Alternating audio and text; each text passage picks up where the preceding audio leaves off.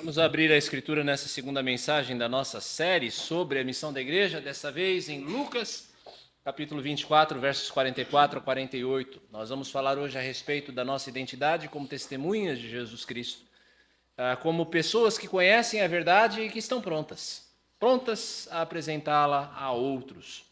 Leamos então, portanto, Lucas, capítulo 24, versos 44 a 48. Lucas, capítulo 24, versos 44 a 48. A seguir, Jesus lhes disse: são estas as palavras que eu lhes falei, estando ainda com vocês. Era necessário que se cumprisse tudo o que está escrito a respeito de mim na lei de Moisés, nos profetas e nos salmos. Então, lhes abriu o entendimento para compreenderem as Escrituras. E disse-lhes: assim está escrito, que o Cristo tinha de sofrer, ressuscitar dentre os mortos no terceiro dia, e que em seu nome se pregasse arrependimento para a remissão de pecados a todas as nações, começando em Jerusalém. Vocês são testemunhas dessas coisas. Nós aqui sempre oramos para que o Senhor nos abra o entendimento para a sua palavra, porque não há quem possa se apropriar da palavra para a salvação sem o auxílio do Espírito. Então eu convido você a orar comigo, repetindo com fé as palavras da oração do salmista no Salmo 119, 18. Leiamos com fé, então, orando ao Senhor para que isso seja verdade para nós.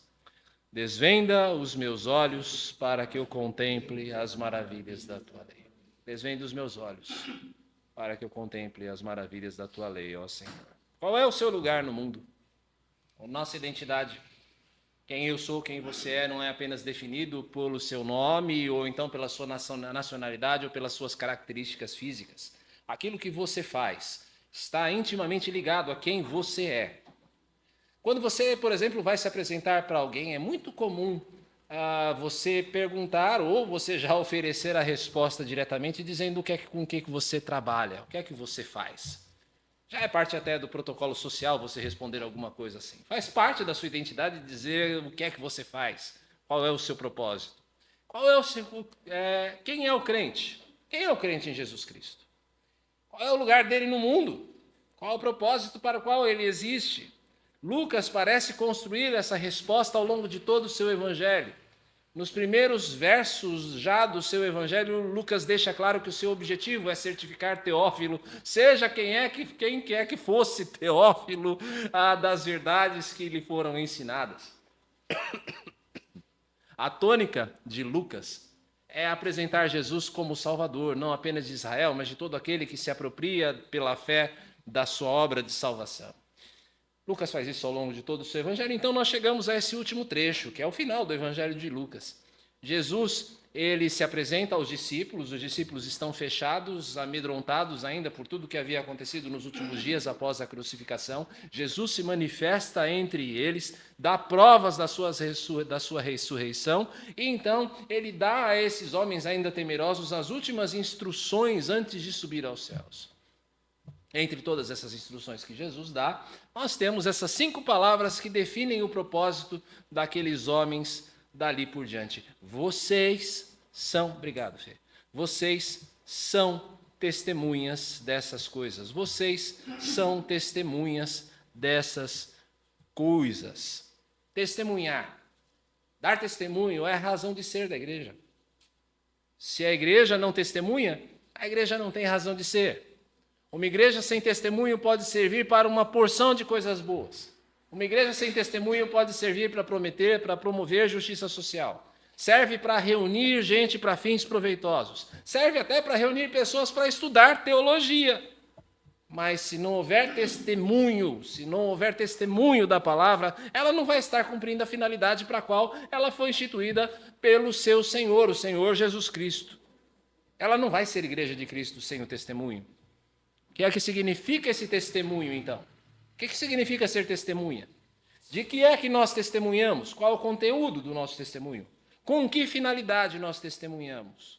E a quem? O que é que significa ser testemunha? Há 2 definições possíveis que você pode trazer para esse termo, testemunha. A primeira definição, uma testemunha é alguém que viu ou ouviu alguma coisa e é apta a transmitir a outros a sua própria experiência. É como, por exemplo, eu chegar para você e dizer: o Havaí é um lugar lindo.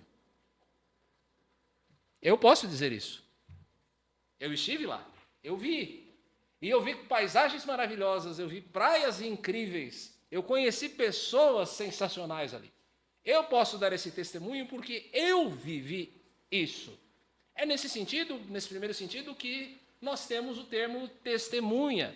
Nesse sentido, os homens e mulheres que acompanharam Jesus no seu ministério terreno eram as suas testemunhas. Eles viram, eles atestaram. E na maior parte dos casos, eles defenderam aquilo que eles viram com a sua própria vida, dizendo que aquilo que eles viveram com Jesus era absolutamente verdadeiro. Para esses primeiros discípulos, essa experiência com Jesus era uma experiência até sensorial, como nós lemos na primeira carta de João, logo no começo, quando João diz que esses primeiros homens, eles viram a Jesus. Está aí o texto na sua tela, eles viram a Jesus. Eles ouviram a voz de Jesus, eles tocaram em Jesus, e por isso eles podem dizer que aquilo que se fala de Jesus era algo absolutamente verdadeiro. Tá? Esses homens e mulheres foram testemunhas em primeira mão, e disseram para nós e contaram para nós que, de fato, o Verbo se fez carne, ele habitou entre nós cheio de graça e verdade. O testemunho desses homens, meus irmãos, é um testemunho necessário e único. Necessário porque ele atesta que, de fato, um dia um homem chamado Jesus veio neste mundo e fez coisas incríveis, coisas que nenhum outro homem jamais fez ou falou. Nenhum historiador sério hoje em dia discute a existência histórica de Jesus, mesmo que ele discuta a respeito de quem era esse Jesus. O testemunho desses homens e mulheres era um testemunho necessário, mas era também um testemunho único, porque depois da ascensão nós temos pouquíssimos relatos, pode contar nos dedos, de pessoas que viram e ouviram a Jesus Cristo. O que nos leva então ao segundo termo, sentido do termo testemunha. Uma testemunha é alguém que diz que determinado fato, determinada história, determinada narrativa é uma narrativa legítima. Nós usamos esse termo testemunha nesse sentido quando nós estamos falando, por exemplo, de um contrato legal. Seria algo mais ou menos assim, esse termo testemunha, usando a nossa ilustração anterior. O Rony nunca foi ao Havaí, mas ele conhece o pastor César. E ele sabe que o pastor César é um cara digno de confiança, espero. Então ele vai dizer, bom, se o pastor César está dizendo que o Havaí é um lugar legal, é um lugar bonito, então eu acredito nisso. Por quê? Porque eu confio no pastor César, eu confio no que ele diz. O que ele diz é verdadeiro. Nesse sentido, o termo testemunha é perfeitamente aplicável a cada um de nós. Nenhum de nós viu Jesus, nenhum de nós ouviu a Jesus, mas nós cremos naquilo que Pedro diz quando ele fala lá na sua segunda carta que Deus usou homens inspirados por ele para registrar tudo aquilo que eles viram, ouviram e viveram com Jesus. E aí nós olhamos pelas evidências históricas, arqueológicas, nós olhamos para o testemunho da vida desses homens, da fidedignidade da vida desses homens. Nós temos o testemunho interno do Espírito Santo e nós dizemos, esta palavra, a palavra que foi nos entregue, é verdadeira.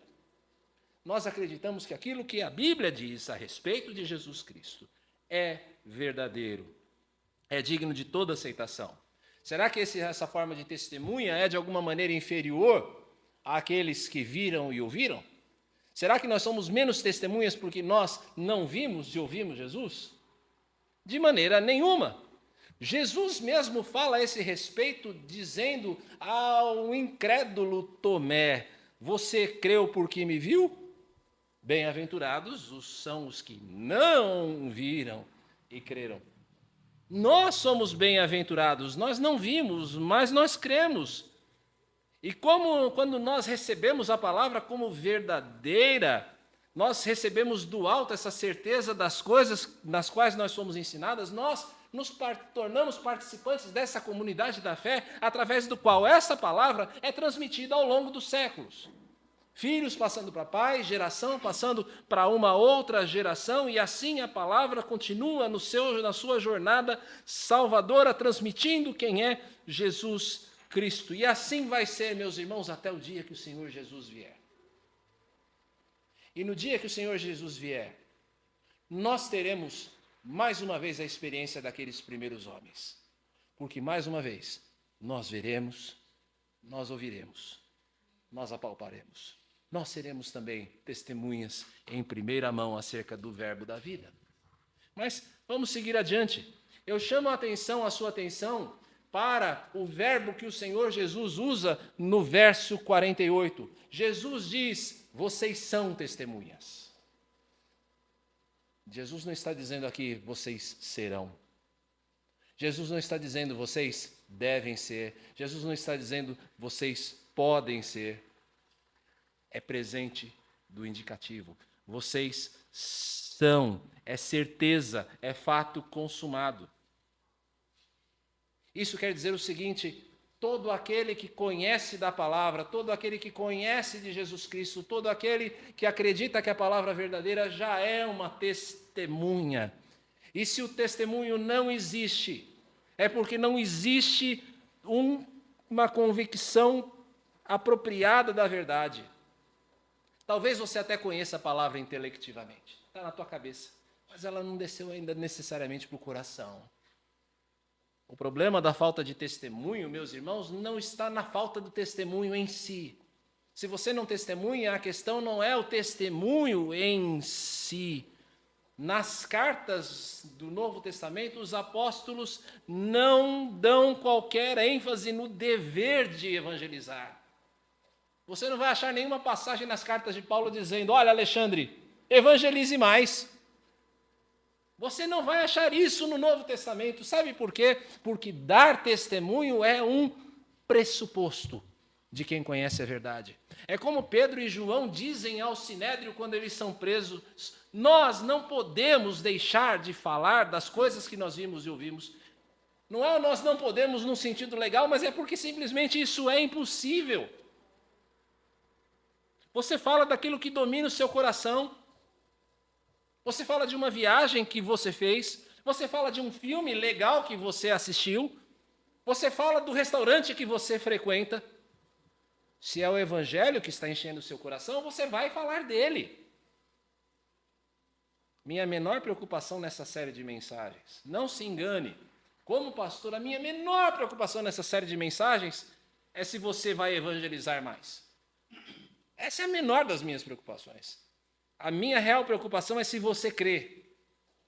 É se a fé em Jesus Cristo, por menor que seja, está em ação.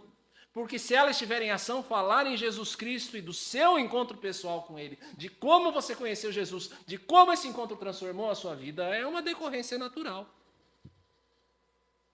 Nós vimos então que uma testemunha, o que é uma testemunha? Um testemunha hoje, aquilo que eu e você somos é alguém que fala que aquilo que recebeu é verdade. E o que é que nós recebemos? De que é que nós testemunhamos? Observe agora as palavras de Jesus. Quando nós observamos as palavras de Jesus aqui no nosso texto, nós descobrimos o conteúdo do nosso testemunho. Veja o verso 44. São estas as palavras que eu lhes falei estando ainda com vocês. Era necessário que se cumprisse tudo o que está escrito a respeito de mim, na lei de Moisés, nos profetas e nos salmos. Isso aqui para mostrar que aquilo que Jesus estava falando para os seus discípulos não era algo absolutamente novo. Jesus, ao longo de todo o seu ministério, havia dito que tudo que está na lei aponta para ele, tudo que está nos profetas, tudo que está nos salmos. Essa fórmula, lei, profetas e salmos, indica a totalidade do Antigo Testamento. É a ideia de que todo o Antigo Testamento apontava para Jesus Cristo. Jesus havia falado isso N vezes para os seus discípulos explicitamente, mas até agora eles não haviam entendido. Por que é que eles não haviam entendido? Paulo é quem dá a resposta para nós lá em 1 Coríntios.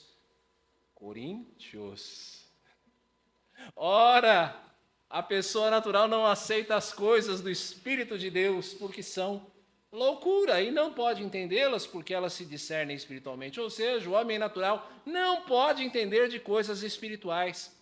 Esses homens que haviam andado com Jesus eram homens endurecidos pelo pecado. Na cabeça desses homens não cabia essa ideia de um Messias sofredor.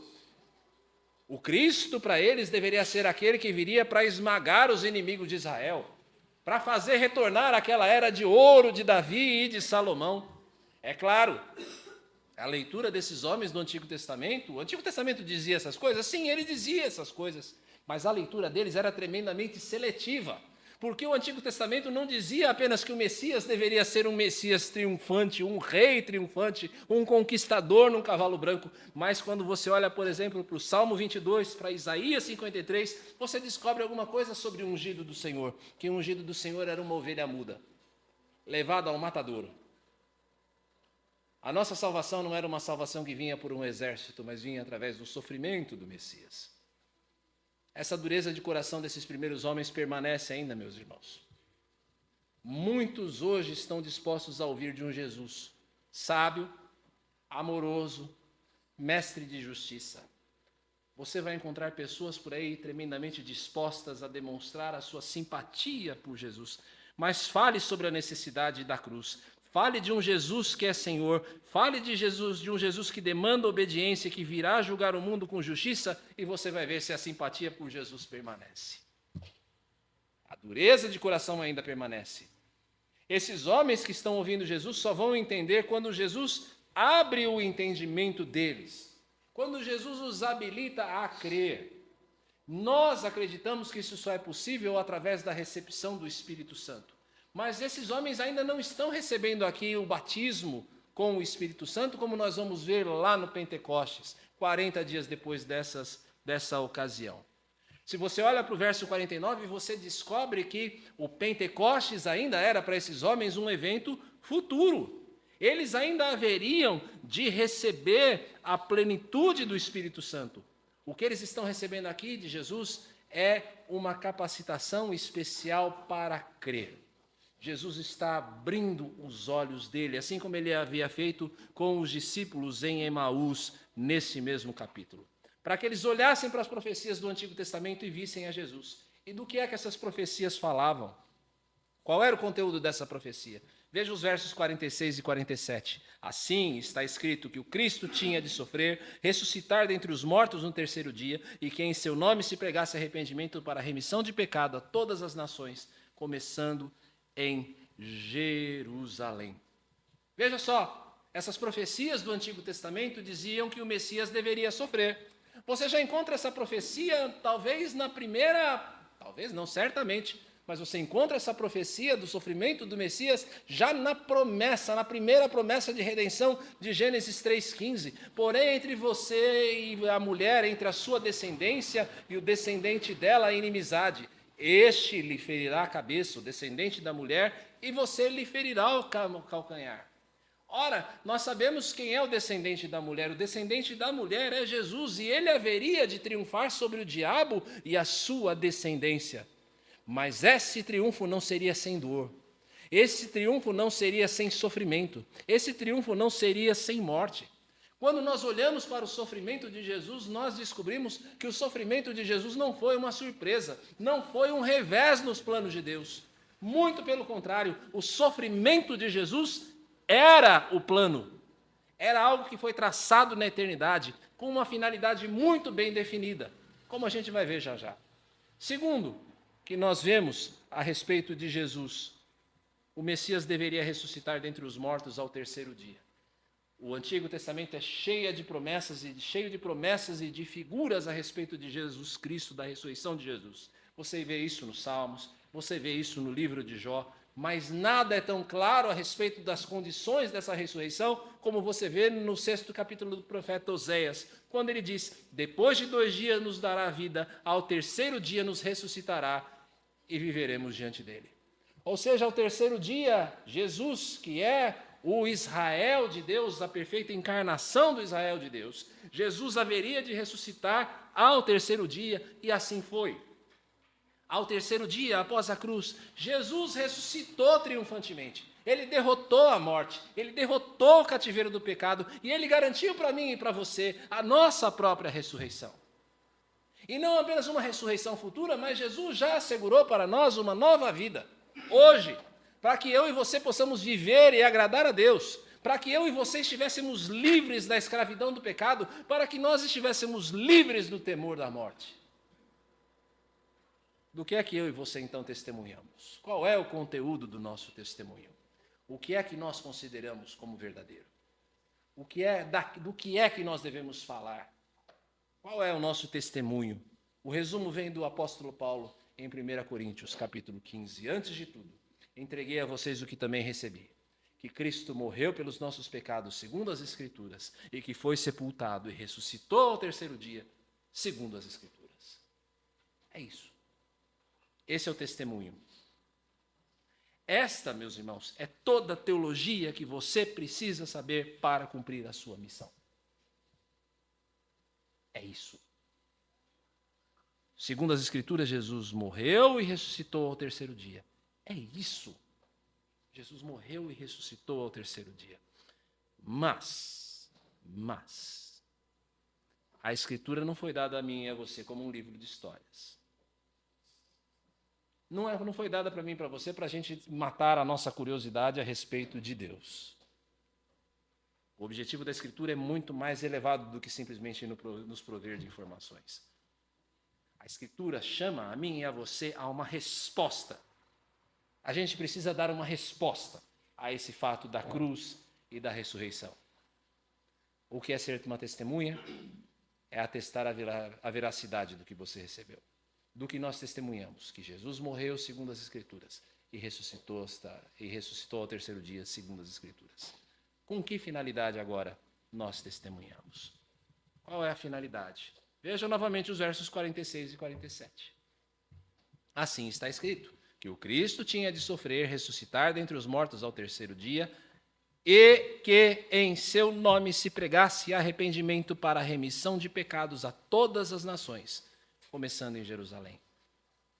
A finalidade do nosso testemunho a respeito da morte e da ressurreição de Jesus é chamar pessoas ao arrependimento para a remissão de pecados. É para isso que nós damos testemunho. A cruz, meus irmãos, é algo glorioso para nós. Nós nos alegramos nela. Nós cristãos adotamos a cruz como um símbolo de identidade já há séculos.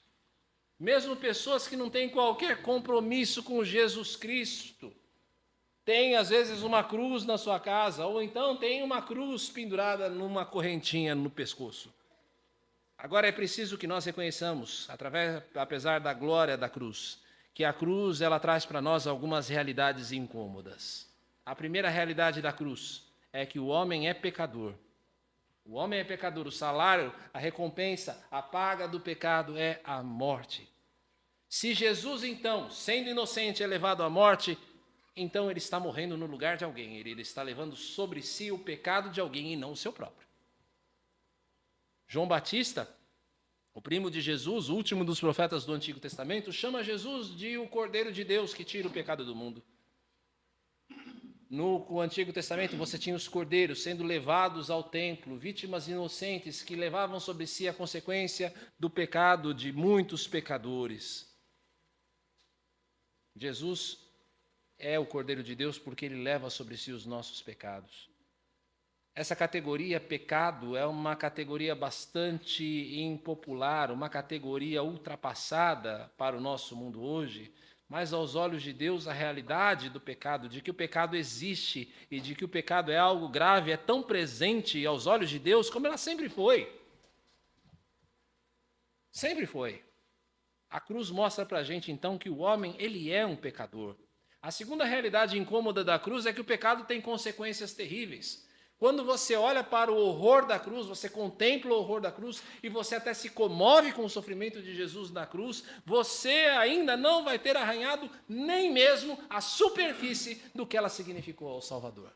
Você ainda está na superfície quando você se apieda de um Jesus ali sofrendo na cruz todo aquele tipo de violência e de escárnio. Não é apenas o tormento físico, não é apenas o tormento moral, é o tormento espiritual da separação do Pai. Então, quando eu, pecador, olho para a cruz, eu descubro alguma coisa a respeito de mim mesmo. A realidade de que o pecado gera uma consequência terrível. E eu descubro, através do sofrimento de Jesus na cruz, que o inferno é alguma coisa real. De que Deus é justo.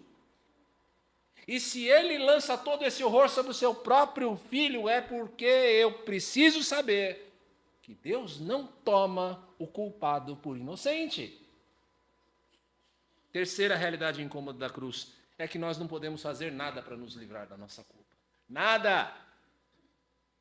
De outra forma, se eu e você tivéssemos a condição de pagar pelos nossos pecados, se através do nosso sofrimento pessoal, se através das nossas boas obras, se através da nossa religião, nós pudéssemos acertar as contas com Deus, que necessidade eu e você teríamos de que Jesus, o Filho de Deus, se esvaziasse, assumisse a forma de servo e levasse sobre si o nosso castigo? Se você pode resolver os problemas, para que você precisa de Jesus? A cruz revela uma realidade incômoda para o homem, de que você é absolutamente incapaz de salvar você mesmo. São essas percepções que levaram, meus irmãos, os homens e mulheres que estavam ouvindo o sermão de Pedro após o Pentecostes, a sentirem como que o coração perfurar diante da realidade inconteste de que eles crucificaram o Senhor da glória. Eles perceberam isso na pregação de Pedro, que eles, pelo seu pecado, crucificaram o Senhor da glória. Eles não. Nós crucificamos o Senhor da glória. Você crucificou o Senhor da glória.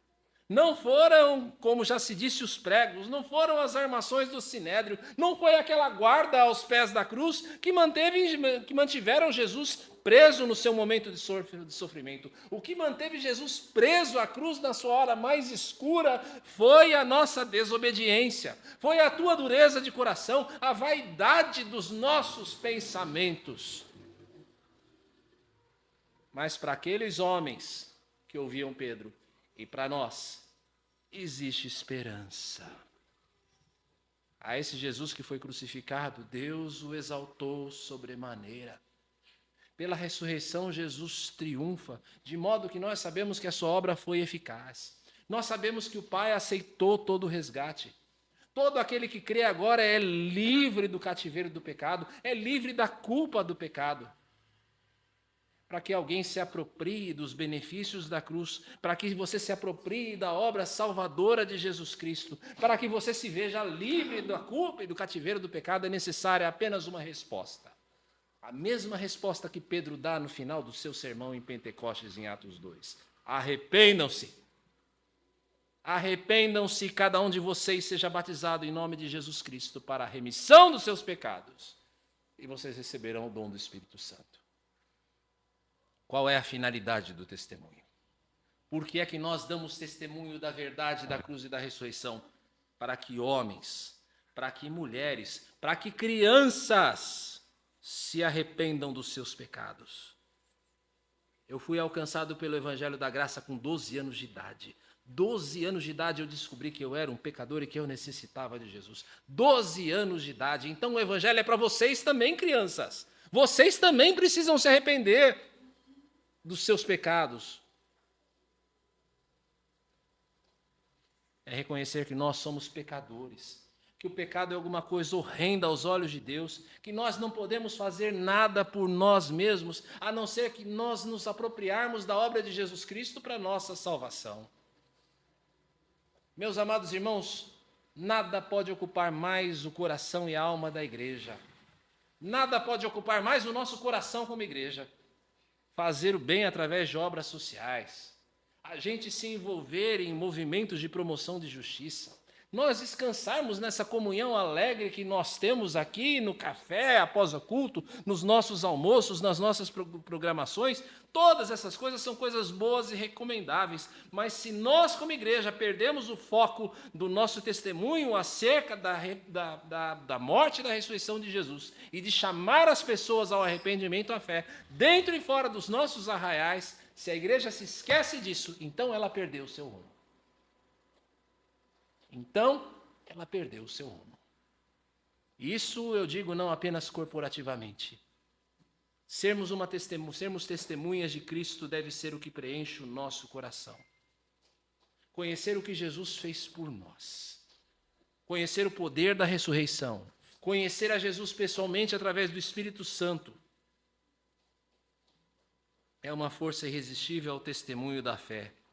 De alguma coisa que nós não vimos, mas nós sabemos que é verdadeiro. A gente olha para os nossos objetivos pessoais, para as nossas ambições, para as nossas cobiças, e a gente vê a pequenez de tudo isso, e nós deveríamos, diante da pequenez dos nossos propósitos particulares e egoístas, nós deveríamos nos envergonhar. Nós deveríamos nos envergonhar diante da grandeza, da necessidade e a grandeza da graça de que homens e mulheres de todos os lugares se arrependam e creiam. Sublinho aqui, é uma necessidade, uma grandeza da necessidade que deveria nos envergonhar. É a necessidade existencial de uma sociedade que já perdeu todo o senso de absoluto, todo o senso de transcendência, todo o senso de que existe alguma coisa maior do que comer, beber e vestir. É uma necessidade legal porque quem não crê já está condenado em razão dos seus pecados. Nós precisamos nos lembrar, você precisa se lembrar que aquelas pessoas que lhe são as mais queridas, elas sem Jesus Cristo já estão condenadas, porque não há remissão de pecados, não há perdão de pecados, não há cancelamento de pecados, não há reconciliação com Deus, senão na pessoa e obra de Jesus Cristo. Quando nós nos atentamos para esta necessidade, a grandeza dessa necessidade, nós deveríamos nos envergonhar de termos uma mentalidade tão pequena a respeito dos nossos propósitos. Daqui então nós partimos para o nosso último ponto de hoje. Quer ser uma testemunha? É atestar a verdade de algo que você recebeu. De que é que nós testemunhamos? Da morte e da ressurreição de Jesus. Com que objetivo? Para que pessoas se arrependam de seus pecados e sejam perdoadas. E a quem nós testemunhamos? Verso 47 novamente. E que em seu nome se pregasse arrependimento para a remissão de pecados a todas as nações, começando em Jerusalém. Até aqui, até esse momento, a pregação da Boa Nova, de salvação, estava restrita a Israel.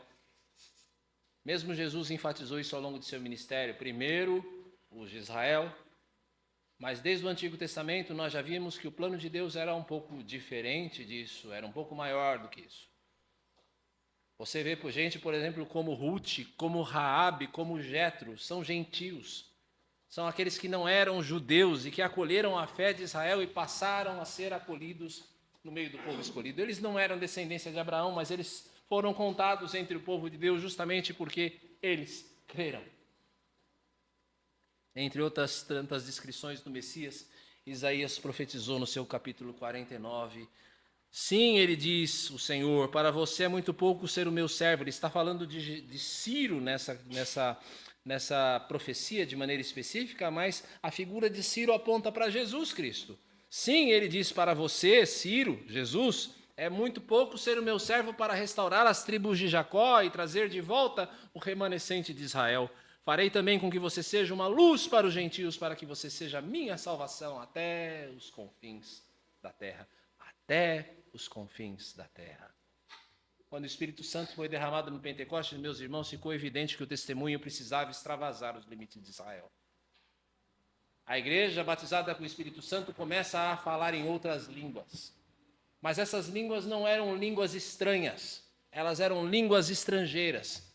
Os estrangeiros que estavam em Jerusalém ouviam o testemunho das grandezas de Deus nas suas próprias línguas. E quando o evangelho chega à casa do centurião Cornélio, ou então na cidade de Samaria, são as línguas novamente que testificam que a palavra da fé não era apenas para judeus, mas a todos aqueles que o Senhor chamar, através do quê? Do testemunho dos crentes. Jerusalém era a base, mas não era uma fortaleza. Jerusalém era uma plataforma de lançamento, não era um aprisco, um rebanho de ovelhas gordas. Dali de Jerusalém os crentes precisavam sair espalhando a palavra, dando testemunho do que eles viram e ouviram, seja de Jesus, seja dos apóstolos. A partir de Jerusalém, para todas as nações. Que importância isso tem para nós hoje? Primeiro, você precisa reconhecer a sua própria Jerusalém. Digo isso porque o evangelho precisa sim ser pregado pelos crentes. Por um lado, nós precisamos pregar o evangelho sempre, até mesmo para os crentes, porque nós não podemos afirmar com certeza que alguém que está ouvindo essa mensagem hoje seja um genuíno convertido. Você vai encontrar por aí muitas e muitas histórias de gente que passou 20, 30, 40 anos dentro da igreja e se converteu depois disso. Por outro lado, o testemunho do Evangelho para os crentes é necessário porque o Evangelho é a razão de tudo que nós fazemos como igreja, como crentes. Nós precisamos ser alimentados, meus irmãos, pelo Evangelho. Nós precisamos ser alimentados pela lembrança constante do que Jesus fez por nós e no nosso lugar. Assim sendo, nós devemos ser testemunhas também para os crentes imaturos. A gente precisa ensinar o Evangelho para os nossos filhos. Nós precisamos discipular uns aos outros. Nós precisamos preparar as novas gerações de crentes. Segundo, que aplicação isso tem para nós hoje? Esta coisa de a todas as nações, começando em Jerusalém. É preciso você reconhecer qual o campo que foi determinado para você por Deus. Paulo sabia que a sua missão era para os gentios. Pedro sabia que a sua missão era para os judeus. E qual é a sua? Qual é a sua missão? Eu reforço aqui algo que eu disse na semana passada. Deus não joga dados com você. Há um propósito de você ter sido colocado onde você está. Há um propósito de você ser colocado no meio das pessoas com quem você convive. Há um propósito de Deus das coisas acontecerem com você no tempo que elas acontecem. Qual é o seu papel? Use da sua criatividade. Baseie-se no seu amor por Deus e pelas pessoas. E então entenda qual é a melhor abordagem para você cumprir, qual a tarefa que foi assinalada a você. Existe campo para você usar criatividade no reino. Entenda o lugar onde Deus colocou você. Qual é o seu campo? Terceiro, é preciso estar atento às oportunidades. Quando você olha a história do apóstolo Paulo, Paulo ser preso em Roma foi para muitos crentes uma adversidade, um revés. Mas Paulo se alegra, como ele diz em Filipenses, porque isso possibilitou que o evangelho chegasse até a guarda pretoriana. Quando a gente fala de guarda pretoriana, isso não faz muito sentido para nós hoje, que estamos separados culturalmente depois de tanto tempo. Mas a guarda pretoriana era a guarda de confiança do imperador. Paulo se alegra por quê? Porque o evangelho já chegou ao último grau de separação entre aqueles rejeitados e perseguidos por causa da palavra e o homem mais poderoso de toda a terra de sua época. Tudo isso porque esse cristão, Paulo, foi preso e levado a Roma. Para nós, meus irmãos, às vezes a oportunidade vem numa conversa de elevador. Às vezes a oportunidade do testemunho do evangelho vem num ônibus, num transporte lotado. Às vezes a oportunidade do evangelho e do testemunho vem na enfermidade ou numa crise de um parente ou de amigo. Nós nunca podemos saber quando Deus vai abrir as portas para nós falarmos acerca de Jesus. Acontece o tempo todo. Você precisa estar atento. Quarto, é preciso compreender que a missão é uma só. A missão é uma só, partilhada por todo o corpo. Seja em dando nós mesmos testemunhos, seja nós apoiando aqueles que militam conosco. Nós precisamos entender que a missão daqueles que estão em terras distantes, China, Japão, Europa, aqueles a quem nós não conhecemos, mas amamos porque são nossos irmãos, são nossa família na fé, é a mesma missão que nós desenvolvemos. É preciso orar por eles. É preciso apoiá-los financeiramente.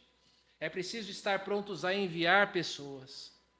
É preciso estar prontos a partilhar de esforços de revitalização e multiplicação. Eu já disse isso para vocês e eu reafirmo isso para vocês. A minha ideia não é que Antioquia seja uma igreja de 2.000 pessoas.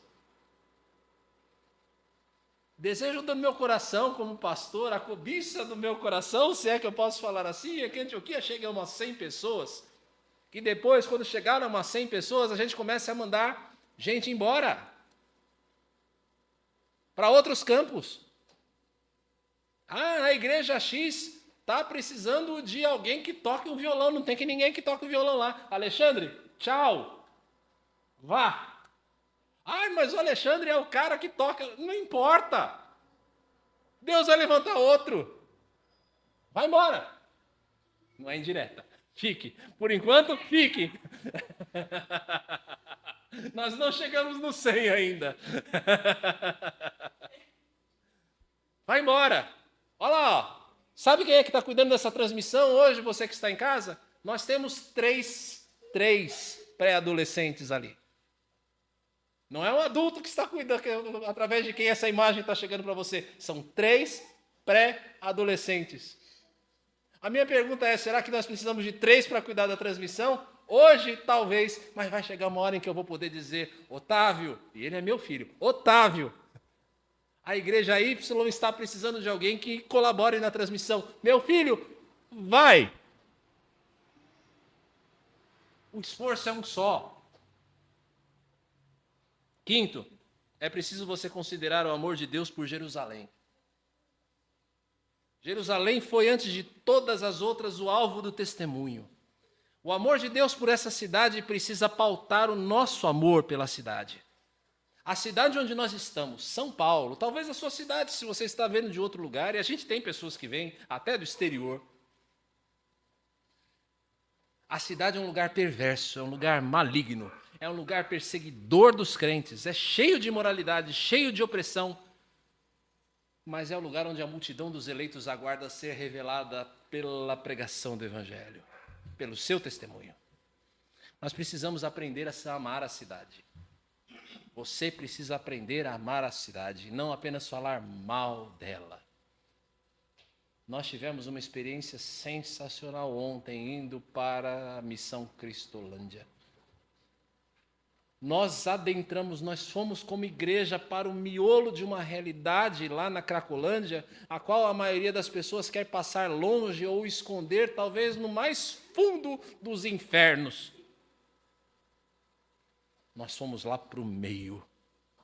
Sabe por quê? Porque é preciso aprender a amar aquelas pessoas. Tim Keller disse que a cidade é o lugar com a maior concentração da imagem e semelhança de Deus em todo o mundo. Como você não vai amar um lugar assim? A gente precisa aprender a amar a cidade. Nós vimos então hoje o que é ser testemunha. O que é ser testemunha? É atestar da verdade de alguma coisa que você recebeu. Do que é que nós testemunhamos? Da morte e da ressurreição de Cristo. Com que finalidade? Para o arrependimento e o perdão de pecados. Para quem nós testemunhamos? A todas as nações a partir de Jerusalém. Qual o resumo de tudo isso? Você pode repetir comigo? Somos testemunhas de Cristo para a remissão de pecados de homens, mulheres e crianças de todas as nações. Pode repetir mais uma vez? Somos testemunhas de Cristo para a remissão de pecados de homens, mulheres e crianças de todas as nações. Antes, porém, de nós terminarmos, eu quero dar o meu testemunho a você que nos acompanhou nessa mensagem, seja aqui presencial ou virtualmente. Não importa se você é alguém que já ouviu o Evangelho muitas vezes ou se você está ouvindo pela primeira vez. Eu espero que você tenha entendido qual seja a sua situação. Você é, por natureza, um pecador. É alguém que desonra a Deus. E Deus, sendo justo, não pode permitir que o seu pecado passe sem punição. A punição para o pecado é uma punição eterna. O inferno, meus irmãos, é algo real. É um lugar de sofrimento, de separação de Deus, sem esperança, sem amanhã. Mas Deus, por causa da sua graça infinita, por causa do seu amor incomparável, Ele permitiu que hoje você estivesse aqui, ou você estivesse nessa transmissão, ouvindo acerca de Jesus e do porquê nós, como igreja, estamos aqui. Que tal você hoje considerar o amor de Deus que foi revelado na cruz, a cruz que foi colocada para nos salvar, o amor que foi revelado na ressurreição. Que tal você considerar essas coisas e, como nós dissemos, você se arrepender? Você se arrepender dos seus pecados e confiar na obra salvadora de Jesus. Esse é o convite da graça para você hoje. Considere quem você é e o que Jesus Cristo fez por você. Esse é o próprio testemunho do Senhor na passagem que nós vimos hoje. Essa é a palavra através do qual os pecados são perdoados. Essa é a palavra que abre as portas da vida eterna, que elas escancara para todo pecador. Vamos orar? Magnífico Senhor.